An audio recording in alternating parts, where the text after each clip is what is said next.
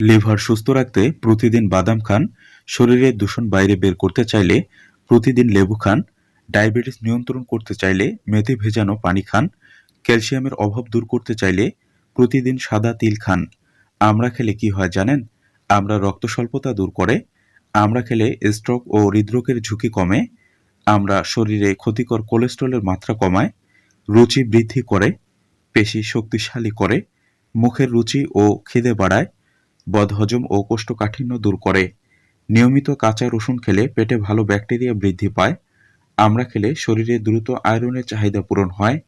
কাঁচা আদা চিবিয়ে খেলে মাথা ঘোরা ও বমির ভাব দূর হয়। শরীরের দুর্বলতা নিমিষেই দূর করতে খেজুর, মিষ্টি আলু ও কাঠবাদাম খান। পেট ফাঁপার কারণ হতে পারে যে 4টি খাবার: কাঁচা পেঁয়াজ, মটরশুঁটি, আপেল, দুগ্ধজাত পণ্য। কোলেস্টেরল দূর করতে চাইলে প্রতিদিন 1 কোয়া রসুন খান। ডায়াবেটিস নিয়ন্ত্রণ করতে চাইলে মেথি ভেজানো পানি খান। কিডনি সুস্থ রাখতে পারে কাঁচা পেঁয়াজ। লিভার সুস্থ রাখতে চাইলে প্রতিদিন বাদাম খান। শরীরের দূষণ বাইরে বের করতে চাইলে প্রতিদিন কাঁচা হলুদ খান।